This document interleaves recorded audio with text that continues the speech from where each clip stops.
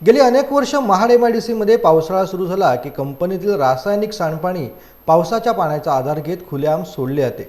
पण आता मात्र महाड MIDCच्या परिसरातील टायटन कंपनीच्या समोरील असलेल्या नाल्यामध्ये अज्ञात कंपनीने रासायनिक सांडपाणी सोडल्याने जिते गावातील शेतकरी आणि स्थानिक आक्रमक सध्या झालेले आहेत। हे रासायनिक सांडपाणी शेतकऱ्यांच्या शेतात गेल्याने ग्रामस्थांनी संबंधितांवरती कारवाईची मागणी देखील केली आहे।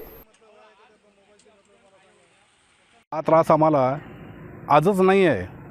हा त्रास जवळजवळ आम्हाला कित्येक वर्ष आहे, पण आम्ही हा सहन करतो आहे आणि नेहमी तुमच्याकडे कंप्लेंट करत असताना सुद्धा आम्हाला तुम्ही आम्ही आत्तापर्यंत आम्हाला कुठल्या गोष्टीचं तुम्ही आम्हाला निवारण काय केलेलं नाहीत।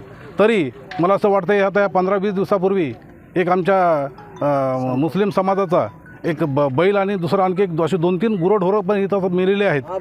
त्यांचं पण आम्ही तुमच्या कंपनीमध्ये किंवा इकडच्या ह्या लोकांना आम्ही सांगितलं असताना आम्हाला त्यातला पण अजून न्याय निवाडा दिलेला नाही, काय नाही। आत्ता जर आम्हाला आमचे ग्रामस्थ कंपनीच्या दरवाजाजवळ गेले असता ते जर कंपनीतून पळून जातात। मला असं मालुसरे सर हे आता निघून गेले, आम्ही त्यांना प्रेमानं बोलत होतो, त्यांना सांगत होतो, दाखवत होतो। पुढची भूमिका काय राहणार? आमची भूमिका अशी आहे की आता याच्या पुढे आम्ही ग्रामस्थ हे सगळे मिळून आम्ही उपोषणाला बसणार आहोत।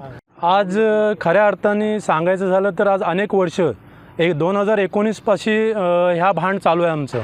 2019मध्ये मी स्वतः पंचायतीमार्फत MIDCला पत्र दिला होता की आजूबाजूला कंपन्या असलेल्या छोट्या कंपन्या यांच्या ETP आहेत की चेक करा।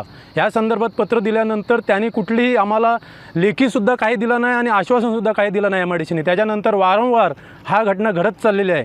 आज पाहायला गेला तर MIDCमध्ये जी पाईपलाईन जी गटर लाईन आहे ही पूर्ण जेवढी जवळजवळ 50-60 छोट्या कंपन्या आहेत ह्या सर्व कंपन्यांची गटर लाईन नदीमध्ये सोडल्या गेली।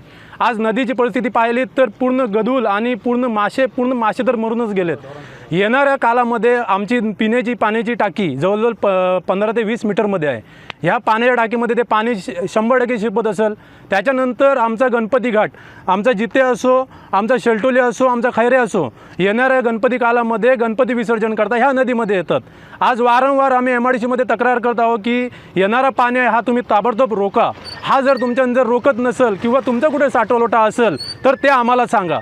जर तसं असेल तर आम्ही येणाऱ्या 12 तारखेनंतर ईद झाल्यानंतर मी स्वतः उपोषणला माझ्या संगती गाववाले असतील हे आम्ही ह्या नदीच्या पाण्यामध्ये मी स्वतः उपोषण करीन।